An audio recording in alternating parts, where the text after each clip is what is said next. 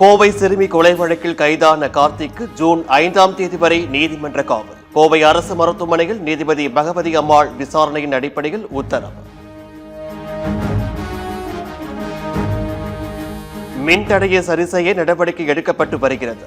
தமிழ்நாட்டில் மின்சார தட்டுப்பாடு ஏதும் இல்லை எனவும் மின்சாரத்துறை அமைச்சர் நிர்மல்குமார் பேட்டி. எங்கெங்கெல்லாம் டெக்னிக்கல் இஷ்யூஸ் வந்ததோ அதெல்லாம் உடனே அதெல்லாம் ரெக்டிஃபை பண்ண முடிஞ்சு உடனே மின்சார தடை இல்லாமல் அங்கே கொடுக்கப்பட்டுச்சு. வேறு என்னென்ன பிரச்சனைகள்லாம் வந்துச்சோ அதெல்லாம் தடை சரி செய்யறதுக்கான வேலை நடந்துச்சு. மின்சார லோடு அதிகமாக இருப்பதால் ஒரு சில இடங்களில் ட்ரிப் ஆகிறது என அமைச்சர் நிர்மல்குமார் விளக்கம். பழைய டிரான்ஸ்பார்மர்களை மாற்ற நடவடிக்கை எடுக்கப்பட்டு வருவதாகவும் பேட்டி. இல்ல நிறைய இடத்துல லோடுகள் அதிகமாக போச்சு, அதனால மின்வெட்டுன்னு சொன்னாங்க, அதனால ட்ரிப்பிங் ஆயிருக்குன்னு சொன்னாங்க. எந்தெந்த இடத்துல அங்க இருக்கிற அதிகாரிகளால் தவறு நடந்ததோ அவர்கள் மீது கண்டிப்பாக நடவடிக்கை எடுக்கும் பணிகள் தொடங்கி இருக்கு. உதயநிதி ஸ்டாலின் தலைமையில் சென்னையில் நடைபெற்ற திமுக இளைஞரணி ஆலோசனை கூட்டம். தாவேக ஆட்சி பொறுப்பேற்ற 13 நாளில் தமிழ்நாடு எங்கும் சட்டம் ஒழுங்கு சீர்குலைந்து உள்ளதாக தெரிவித்து கண்டனம் உள்ளிட்ட 9 தீர்மானங்கள் நிறைவேற்றம்.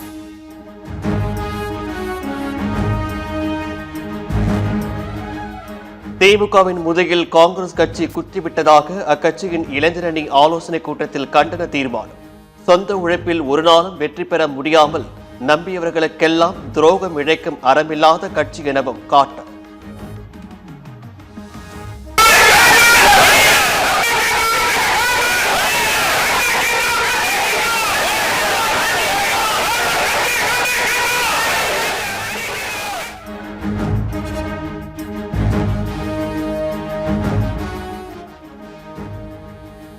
தமிழ்நாட்டில் சட்டம் ஒழுங்கு தறிக்கெட்ட செய்திகள் வரும் நிலையில் முதலமைச்சர் கோட்டை கழட்டினார். கூலிங் கிளாஸ் போட்டார் போன்ற ரீல்ஸ்களால் திசை திருப்ப முயற்சிப்பதாக திமுக குற்றச்சாட்டு. இந்த வெற்று விளம்பர நடவடிக்கைகளுக்கு பதிலாக முதலமைச்சர் அவர்கள் பத்திரிகையாளர்களை சந்தித்து மக்களின் கேள்விகளுக்கு பதிலளிக்க வேண்டும்.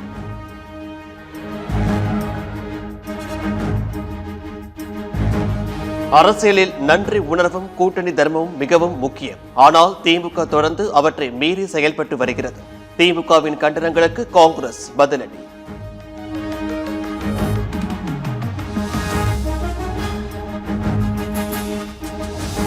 திமுகவில் இருந்து விலகிய திருப்பூர் மத்திய மாவட்ட செயலாளர் செல்வராஜ் மீண்டும் கட்சியில் இணைந்தார். மீண்டும் திமுக மாவட்ட செயலாளராக தொடர்கிறார்.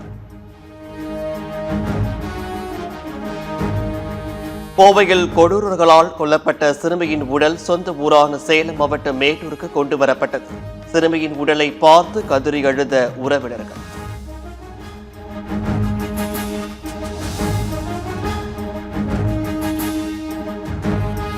சென்னை மாநகராட்சி 14வது மண்டல அலுவலகத்தில் தாவேகாவினர் அத்துமீறி உள்ளே சென்றதாக குற்றச்சாட்டு. நேற்று சென்னை மாநகராட்சி 15வது மண்டல அலுவலகத்தில் அத்துமீறி உள்ளே புகுந்த வீடியோ வெளியாகி சர்ச்சையான நிலையில் மீண்டும் ஒரு அத்துமீறல்.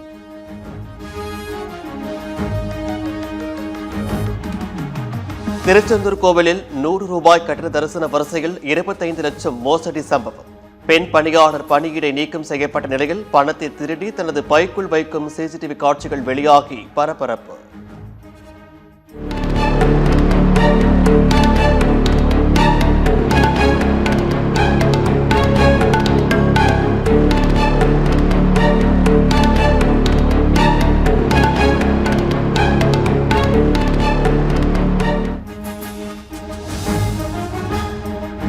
அரியலூர் அருகே அரசு பள்ளி அருகே உள்ள அரசு டாஸ்மாக் கடையை மூட வலியுறுத்தி போஸ்டர்.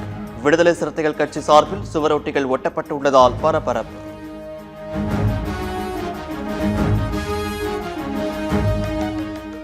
திருச்சி அரசு மருத்துவமனையில் தவறான சிகிச்சை காரணமாக செவிலியர் கல்லூரி மாணவி உயிரிழந்து விட்டதாக குற்றச்சாட்டு. விசாரணை குழு அமைத்தும் விசாரணை தொடங்க தாமதமாவதாக குற்றம் சாட்டி மீண்டும் சாலை மறியல்.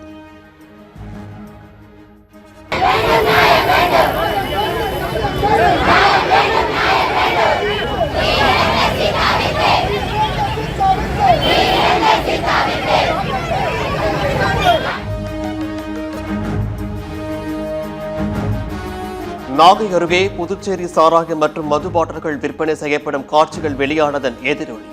5 பேர் கைது, போலீசார் விசாரணை.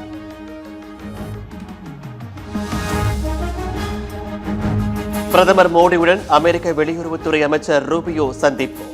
டெல்லியில் வருகின்ற 26ஆம் தேதி நடைபெறும் குவாட் கூட்டமைப்பு நாடுகளின் வெளியுறவு அமைச்சர்கள் கூட்டத்திலும் பங்கேற்கிறார்.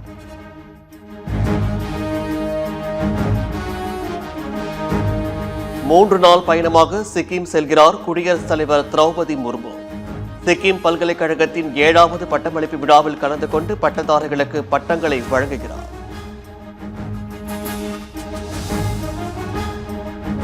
தெலுங்கானாவில் வெப்ப அலை காரணமாக 16 பேர் உயிரிழந்த நிலையில் நிவாரணம் அறிவித்த அரசு. உயிரிழந்தோரின் குடும்பத்தினருக்கு தலா ரூபாய் 4 லட்சம் இழப்பீடு.